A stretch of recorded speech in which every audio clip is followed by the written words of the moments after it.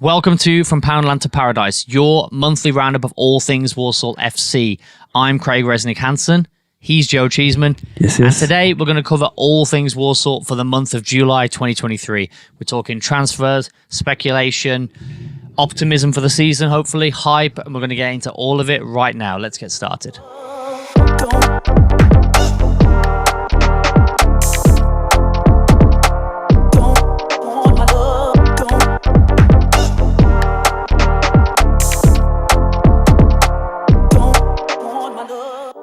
So, Joe, how are you feeling about this new season? How optimistic are you? Absolutely gassed, to be honest, yeah, because, I mean, last season we were majorly excited with Flynn and the new We always management, but, you know, I don't think this transfer window could have gone any better, to be honest. It's crazy. Yeah, well, that's probably a good place to start. I mean, that's the place that every football podcast right now is started, concerning every club in the world, pretty much. That's the thing that we all love as fans in the summer, the transfers. It. I think that the business in general has been really good, but obviously the number one thing that I didn't really believe it would happen, to be honest. But we got him, DJ. We did, man. Yeah. Your thoughts? Oh, man. I was always keeping faith. And I know I'm kind of an optimistic fan in general. Yeah, I'm always on the side fan. of, it's going to happen. Something's going to happen. And I always thought they're just saving DJ or they're negotiating to get him type thing. And it's going to come out later. And loads of people are like, nah, that's it. We're going to be stuck with whoever we've got as a striker. And we're going to have to try push forward with that. But luckily, we got him. And we've got some crazy backup, I think, as well. It's looking amazing. Oh, yeah. I mean, well, obviously, having DJ back's the main thing. Matt actually looks all right in pre-season. So, I mean, that could be the strike partnership. That could be depending on how he sets up. We'll come on to that in a bit. But we've got that kid Draper as well from Lincoln, I think, on loan.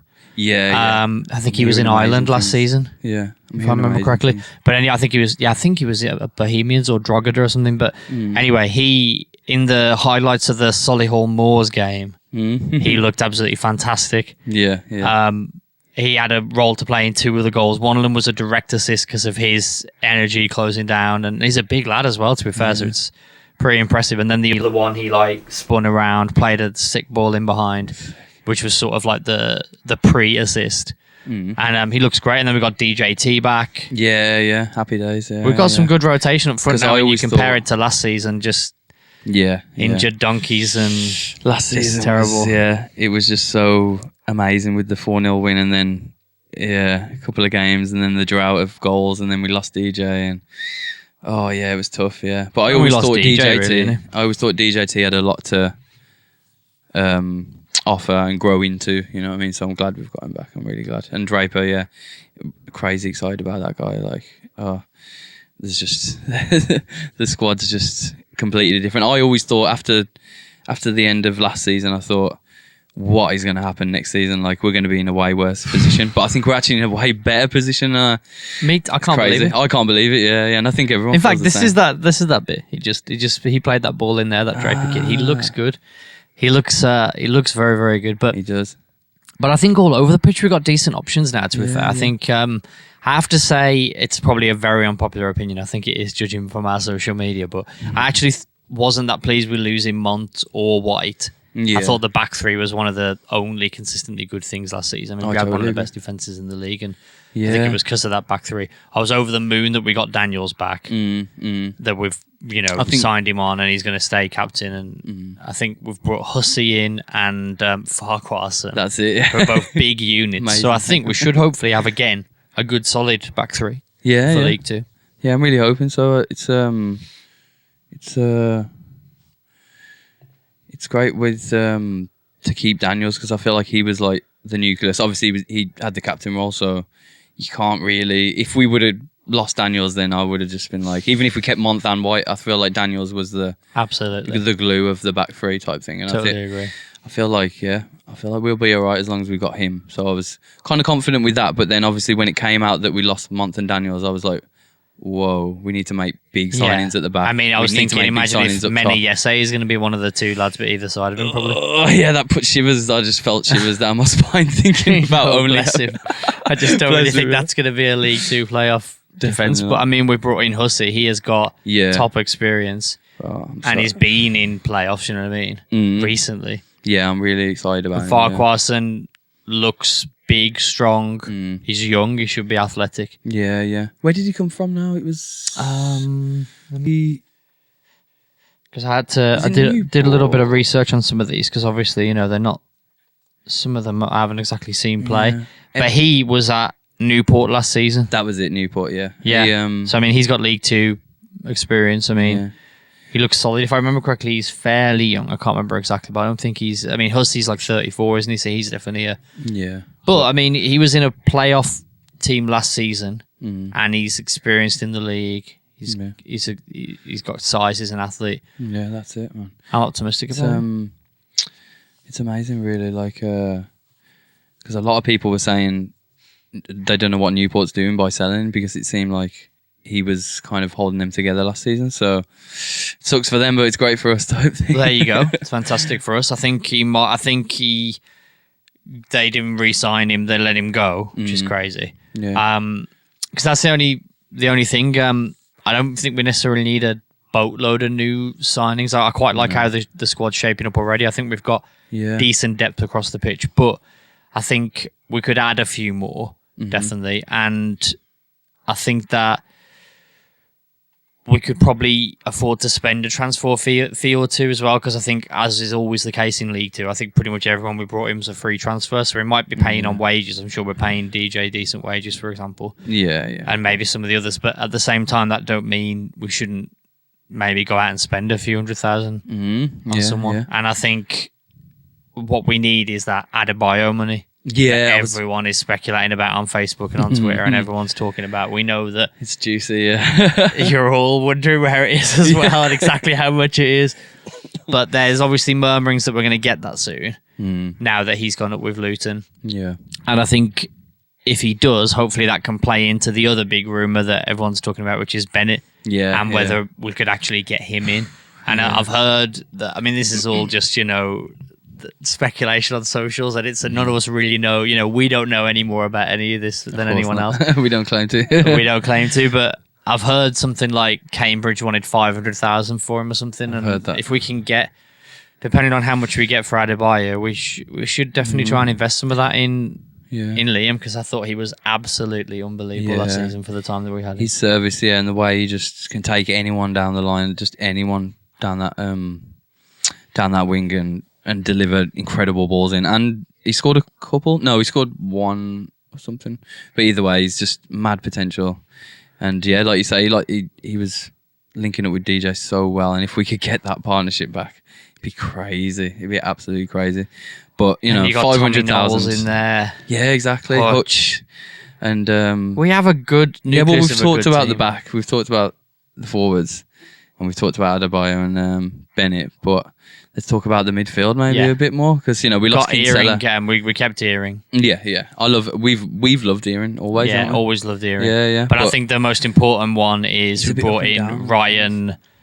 Is it Sturck? Ryan Sturck. That's right? it. Yeah. Sturck, and he looks like, I know it's a bit reductionist, but I think he's the new Kinsella. You know what I mean? He's like a little animal, sort of small, like similar size, super combative, loads of energy, fairly local lad. I think he came through at Blues, didn't he? I think he's a Blues lad. That was it. Yeah, he was the kid from Blues. We signed him really early, actually. I think he might have been the first one or two. Yeah. From what I've seen in pre-season, from the highlights I've seen, and from bits I've managed to pick up, it looks like he's going to be that sort of like destroyer, and I think he'll be probably starting.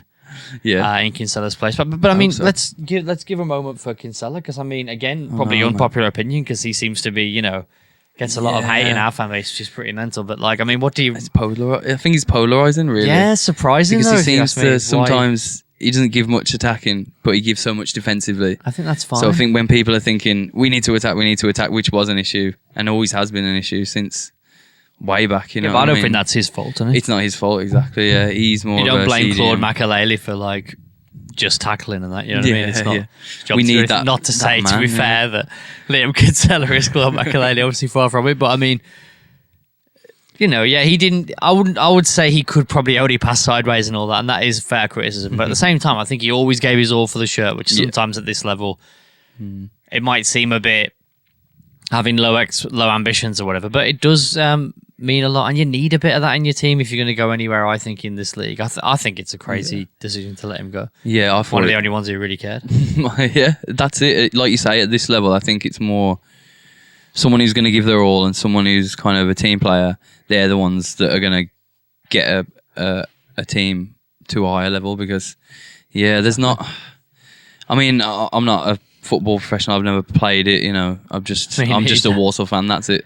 But from my time watching, there's not much of a divide between the top team and the bottom team. They're all kind of 100% roughly the same, and the ones that gel the most and the ones that get along, and you know what I mean, the players that get along with each other the most and can gel, they're the ones that take the league. 100%. It's still an old-fashioned league in that way. It's still, I mean, I think you can have a good system of play and try and do something a bit more interesting and progressive, and I think that's what Sadler's going to try and do. Yeah. But at the end of the day, it's still a league where if you can get a striker who'll score 20, 25 goals, you'll probably go up. 100%. If you can get a back four that'll keep, or back three in our case, hopefully that'll keep clean sheets, you can go up. Yeah. If you've got a team of players who just fight hard and are a unit and consistent and don't get injured, for example, and they all play together all the time, you can go up. That's it, yeah. And I think he was a big part of that. And even if it wasn't just about the success, it's also like, if we're going to be mid-table in League Two for like a decade or whatever, I'd at least rather watch players who I actually think care. Yeah. Even if it don't mean more success or whatever. Is switching him out for a lad who's a bit better passer. Yeah. Fair enough if that gets us top of the league, right? But if that also means 14th to get whatever, but this guy's a bit better at passing, I'd rather have the guys in it. Exactly. Every time for me, definitely 100,000%. Yeah, it's at least a bit more enjoyable to watch. Yeah, there's a big divide. Like the fans especially, they want to feel like those players care. If it's a bit mad, really. Yeah, I mean, obviously you never complain when you're winning. But when you're losing and the players seem like they don't care, then there's a big problem 100%. And everyone starts turning against each other and stuff. But, DJ, how many did he score last season? 15? I think he got in the league 12 in 22. In the league? Which is in the league. I think he would have got some in some of the cup competitions as well, I think. So let's say 24 roughly, Yeah. So, we've got him back. He's obviously scoring from the pre-season.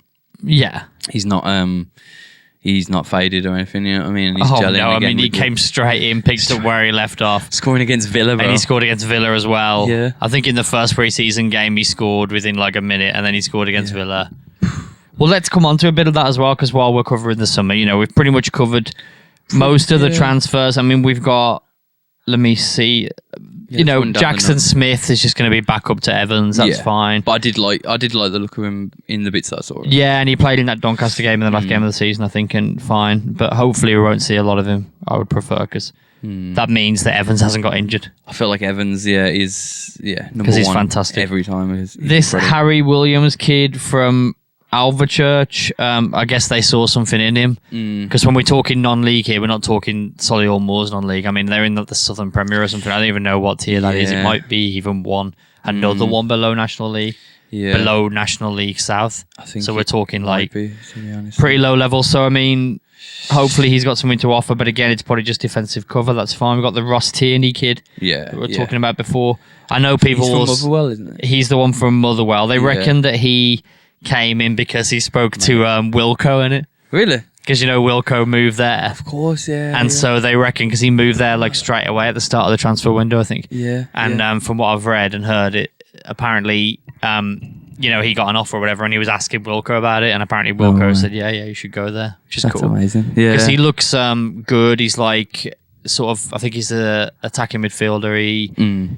He's very like forward thinking, gets forward, little guy as well. Remember at the end of last season when I said to you, just get rid of all these big old donkeys. Like, as much as I've got some love for Wilco for some of them wonder goals in general, he's just lazy, old, no legs. Just get rid of all these and just get some young energy. It's all right having Hussey and that. I think that's fine, because we need the defense does need to be a bit sort of solid. But everywhere else, let's just get some youth going. Let's get some legs. I think with Sturk and this Tierney kid, we're going to have that. And people say whatever they want about the SPL. and about the level. But trust me, playing for Motherwell is bigger. I would argue that's a higher level than playing in any League 2 team. Of course. Guaranteed. Oh, 1,000%. And most of League 1. That's like Championship. You're at talking least. scoring against Rangers. He scored against Rangers. He scored against Celtic as well. There you go. When we signed him and I heard, he's from Motherwell, and I thought, wow, that's a big club for us to come from. And then I looked up his highlights, and they were making a big deal out of him, and he was scoring some good goals. You know what I mean? There you so go. it's just like, oh my god! After I saw that, I was just absolutely gasped. Even if it's not that competitive and everything, you know what I mean, and obviously they're not one of the best teams in it, but still, like they're playing against teams like Celtic, Rangers, Aberdeen, like multiple times a season. Yeah. That is decent experience, to be fair, and yeah. you're playing in, and you're playing for a club as well where the support will be huge. It's a big club, so. It's another good one, I think. Incredible. We've talked about Draper, talked about Sturck, Hussey, Farquharson, DJ, and the only one we haven't covered is Ote. Now, I don't know if I'm pronouncing this right, Aramide Ote, who was with us on loan in 2019 and has come back.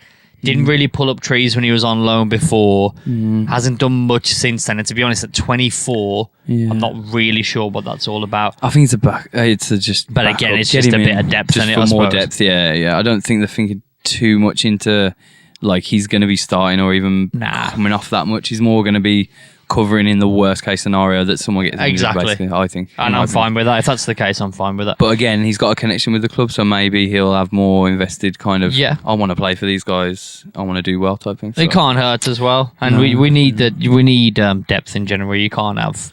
Yeah. You know what? As from a fan's point of view, you can never have too many players. And like we said about... But he's not one of the ones that's mainly, blowing my tits off.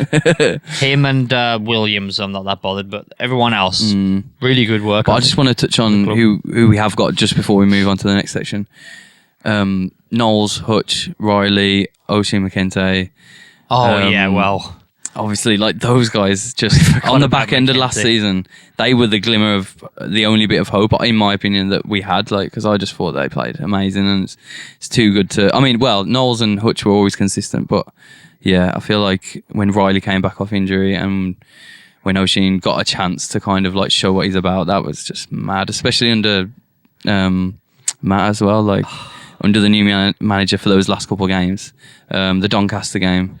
You know what I mean? And we were seeing him just everywhere on the pitch. It was massive amazing. guy everywhere on the pitch, and just it was absolutely amazing. Crazy. I remember it was just towards the end of the season when the big competitions were wrapping up and stuff as well, and Pep Guardiola was deploying John Stones in centre midfield, and that's what it was like. Literally, I think Matt Sadler saw that and was like, "Oh, I'll try that," because that's what it was like. It was so crazy. We had this. I just don't know where that came from. And he was playing, he was like Yaya Toure. And he was everywhere on the pitch. Yeah. Amazing passing, amazing tackling, just unbelievable. Deployed in the midfield. And from what I've seen from the pre-season match reports, because not all of them have had highlights, I think, officially. No.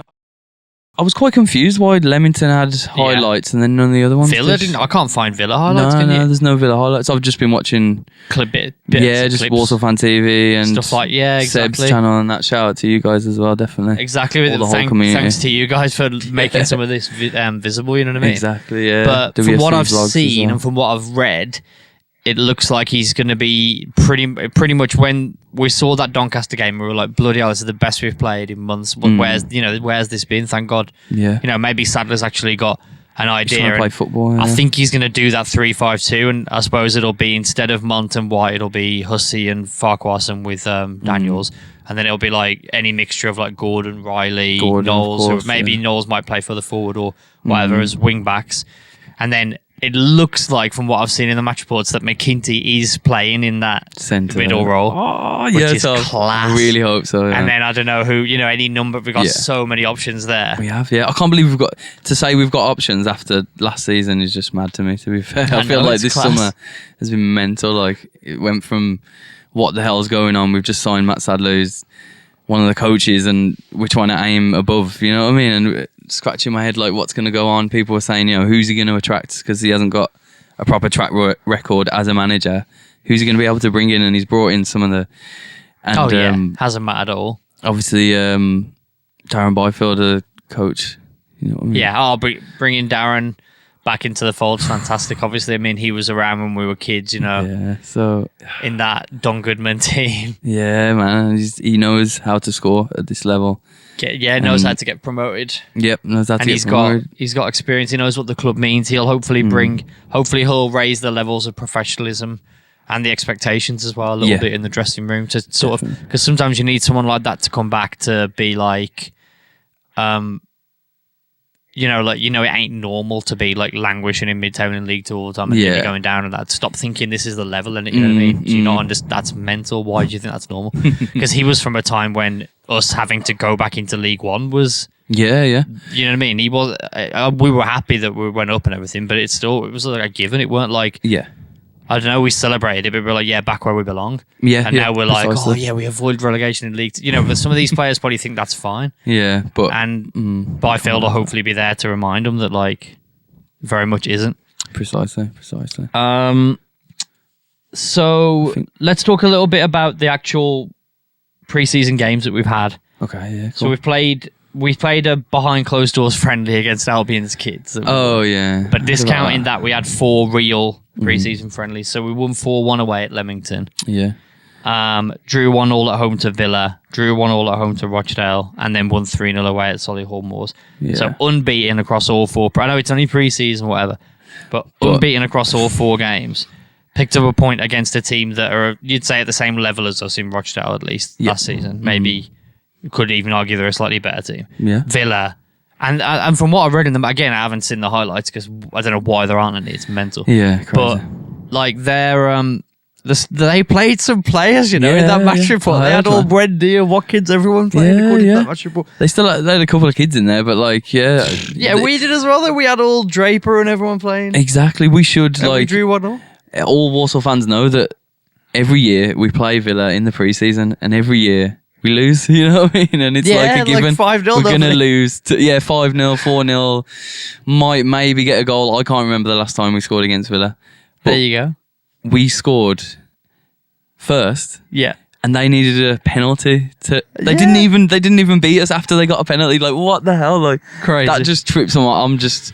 I don't know if I should be this happy about it and so optimistic, but it's made me super optimistic about that isn't everything for me. It's just a part of the overall preseason. But I mean, it's another part of the optimism. Definitely the transfers, picking up a point like that against. Well, not a point, but drawing against Villa, being unbeaten in all those other games, scoring bags of goals. DJ straight back in form. Exactly. Matt looking kind of like he might be something. Yeah. I mean, we know that. Apparently, that could be the strike partnership. Apparently, that from what I've seen, the style of play, the 3-5-2 and Matt and DJ together.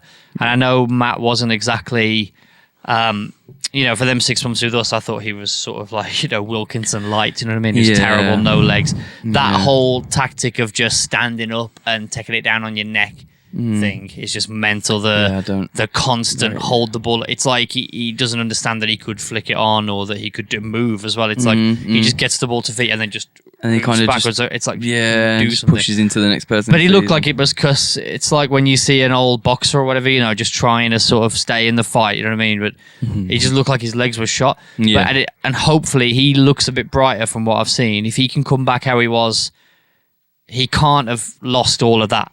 No way. That he was a year before when he won when he was top scorer and Forest Green pissed the league. You know what I mean? He's outstanding. That's it. He's a player. Like it's undoubted that he's a player. It's just, I feel like there was a lot of pressure on him though when he came in. There's a lot of pressure on him and Stevens to score goals. You know what I mean? Because that was like, these guys, they did so well last season, but they were both coming off injuries. I believed it. You know what I mean? We all believed it, and then you read into it. Oh, wait a minute, they're badly injured, and they're not even in any shape to start, but they're starting. You know what I mean? But now, hopefully, after like you say, the preseason, Matt's looking up, and I think the preseason couldn't have gone better in a way. I totally agree. I think we're looking good in terms of the people we've brought in, the people we've kept. Keeping Earring, keeping Allen. Yeah. I think we've got a good, like you said, a good nucleus of the squad. Some decent depth as well, some good rotation in most areas. We could do with maybe another centre back just to be sure there. Yeah. Especially if you're playing 3 at the back. Yeah. You know what I mean? You ideally would like to have 6 then. or at least 5. So and I have a decent standard. I think we've still got many yesterday on the books. So yeah, he's still. he still could be. player, it ain't the worst thing for him to be one of the 6 or whatever. But we need some reinforcement a little bit. But we've got a good squad overall. I think Sadler looks like he's got an idea of how he wants to play. I think it's going to be forward thinking. He's got more of an identity because Flynn. Yeah, it seemed like he did have an identity, but I think he just brought in some. Obviously DJ and Bennett, they just shone through. So it didn't really matter what his style was. They were going to shine. The cracks a little bit. Yeah. And then when they went, it's like, defend. And then obviously we didn't want that. And yeah, well, we literally couldn't deal with that. I mean, my thoughts on Flynn. That's the thing. I know that he's another one of them 50-50 with the fan base, you know what I mean? Yeah, definitely. Remember towards the end of last season when it was getting so toxic and you had the either the happy clappers or the boo boys. And I was like, I'm a boo boy and you're a happy clapper. Literally. And I was like, for ages, just being like with Flynn, like obviously when we lost DJ, that was terrible, and Bennett, terrible. But the way it was almost like the apologists would be like, he can't play how he wants to play now without them. And I'm like, then train them, like the players that you have, improve them, get on the training ground and do something, make them better. Yeah, that's your job. Exactly. And I just don't think he could do that. But to be fair to him, obviously it's 2 big players to lose. Yeah. But we've remedied that now by bringing DJ and having Bennett's. I would love to have Bennett back, but it's not as important as DJ. We needed DJ. Yeah. We really did. Definitely. But we're all set now, I think. I think we're set. Yeah. To have hopefully a good start to the season, but that brings us on to basically our final point of the day. Perfect. And that is that we have got one hell of a lovely, juicy, horrific start to the season. Yeah, man. So in August, we've got 6 games. And 6? Really? In total, I think we have 6 games. Yeah, we've got we've got the cup games 2. and 4 Jesus Christ. league games, and it all starts with Morecambe, So busy, bro. who only just went down in League One last season. So it's not even like, say we were playing Forest Green, I'd be like, we're definitely going to get hammered. Yeah. But at least they went down rock bottom, like 20 points adrift. Morecambe went down on the last day, I think. It was. So they are a good team. They'll definitely be in the hunt, you'd think, for trying to go back up automatic. Playing their first game of the season at home after relegation, they're like, we have against to mid-table Walsall, and they'll be, hopefully they will have a lot of pressure on them to perform, and we can capitalise on that. But I mean, that's a tough start. So that's the tough start, and then very tough. And then after that, we're basically already out of the League Cup, because then we go away to Blackburn in the first round of that. I mean, I'm going to try and get to that, because I think that'll be a really, really fun night to go to Ewood Park and watch that. But I think chances of us beating them are extremely low. Anything's possible, but very low. And then in terms of our other 3 league games, we've got Grimsby and Crewe, who are both solid mid-table outfits, sort of like our level. Yeah. And then you've got Stockport, who finished 4th last year. Yeah. And they were really strong. Wrexham away. And Wrexham away, of course, yeah. So. Which I almost forgot. Which is sold out, by the way, for all the people who might have... we were going to go to that one. Yeah. It just goes to show how amazing this fan base is, you know what I mean? We're selling out all over the shop already. And well, that's the thing. Even last season, we had an amazing away support. Even when we were doing terrible, we were still bringing in loads of people. And I feel like, even though last year was dodgy, the fan base was still kind of more engaged than the last couple of years and over COVID type thing. Because I feel like there is like kind of some hope at the end of the tunnel, even if there's... And people just happy to be back into it, like you said as well. Yeah, I think that helped a lot. Yeah, definitely. And I feel like, going into this season... with all the names, like obviously Wrexham, all the spotlights on them. But I feel like League 2 itself is in one of the most exciting periods ever. Oh, literally definitely. ever. It's in a great place. The team's coming down, the team's going up. All the hype around everyone, and it's huge. How many good signings people are making, we're making. But at the same time, that means it's going to be hard for us to challenge. But True. we're going to have to, dream. And I think. Well, again, we should challenge, I think. The size of the club, we should be trying to go up, definitely. In terms of on the pitch, it's hard to change all of that in over one summer. But we'll see. But it's going to be hard. One thing I want to say before we go on the August thing is that I think Sadler, obviously, we've got to try and prioritise all these tough league games we've got. Yeah. But he has to put out a decent team in this Football League trophy thing, which was called Papa John's before. now they haven't got new. new sponsors yet. I don't think so. I don't know who's going to sponsor it this season. Yeah. But remember when we went to Wembley to watch us lose 3-0 to Bristol City? That was class. I don't know, like 8 years ago. It was a or great something. day, but yeah. We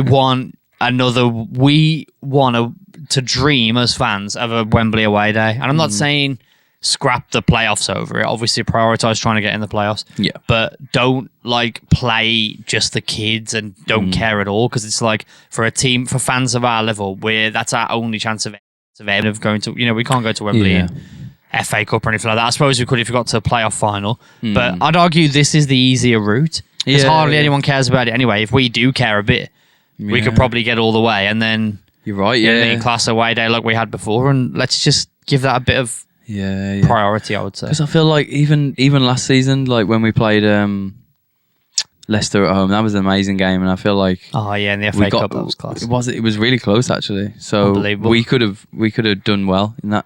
So I feel like and obviously the whole Flynn thing, like it was he always takes teams to he did that, to be fair to him. And that, but he is good at cup runs. Yeah, he definitely did. But like you say, we can't let it slip off now. We want Sadler to make sure he puts out a proper But especially in that trophy, because we'll probably go out the League Cup. Yeah. If we can have another run in the FA Cup like we had last year, but that's going above and beyond. I don't expect that. That was amazing. Yeah, that was amazing and kind of maybe a fluke. But like you say, exactly, you need a bit of luck. A realistic. But this league, this trophy thing, getting to the quarters or the semis, totally realistic goal, and would be fun for us to have a little cup run. And who knows, if you get to the final and you go to Wembley, it's really cool.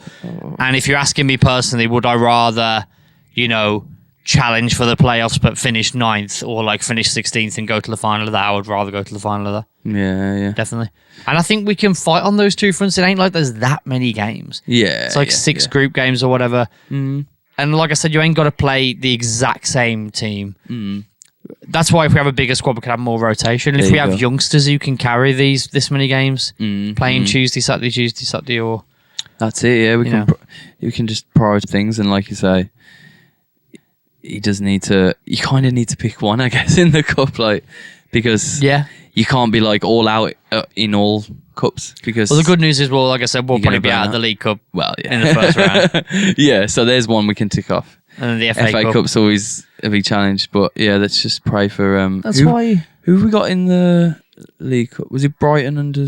No, in the EFL League Trophy or whatever it's going to be called now. It's called the Football League Trophy, and it used to be Papa John's, and then back in the day it was auto windscreen shield and stuff, I think. I can't even remember. Just a Mickey Mouse. But anyway, it is a Mickey Mouse Cup, but it's one that I want to get to. It's one we can get to Wembley. I don't even care about winning. I just want to get to the final. Just get to so I can have a jolly at Wembley. Yeah, man. But we got Brighton under 21s, and I don't know who the other two teams in the group are. I haven't looked yet, but we should just give it just go into it a little bit more seriously than we have done in recent years. That's all I ask, basically. But overall, before we finish off, then, how optimistic are you then overall that we're going to have a decent season? You just never know what's going to happen, do you? But I'm always the optimistic guy. So after the preseason, we've got a really hard start to the season. But overall, I think definitely just, this is the thing now. This is our pre-season episode, so our next episode is going to be August, and we're going to be into the season then. So our predictions for the season are now and never type thing. So that's a good point. We don't have to make a hard prediction or anything, but that's a good idea. We could look back on it. Do you want to? Where do you think we'll finish then? Where do you think we'll finish? I could see. I could see us in the playoffs. I think we'll finish 7th. But I'd say realistically. So you're saying 7th? Yeah. I was going to say 9th or 10th, so I'll say 9th. Yeah. I'll tell you what. My hopeful answer is we'll finish 7th. Yeah. More realistic, we'll probably finish about 11th. Yeah. I'd accept 9th or onwards. If it's lower, if it's bottom half of the table, I think it's unacceptable. I was going to say, with DJ in the team. Yeah, if we're not in the top half. Unless he gets injured straight away or whatever. But even if he does, again, that's where being a coach comes in. You have to make it work. And I think we have plenty of options across the pitch, and I think anything... We really should be gunning for them playoffs. Well, that's the thing. I think, going back to the preseason, I don't know the numbers again, but I know that DJ hasn't scored all the goals. So that's DJ, so he got 2, I think, in that 4-1 game. It's a brilliant sign. He got 2, DJ got 1, and then Was it Knowles got the fourth? Hutch. No, Hutch. Yeah. Hutch got the fourth. That was in the 4-1 against Leamington Spa. Yeah. But Yeah. it's just, So it's looking good. it's looking I brilliant. can't remember who got the 3 against Solihull as well. Mm-hmm. The most recent one, I've forgotten that.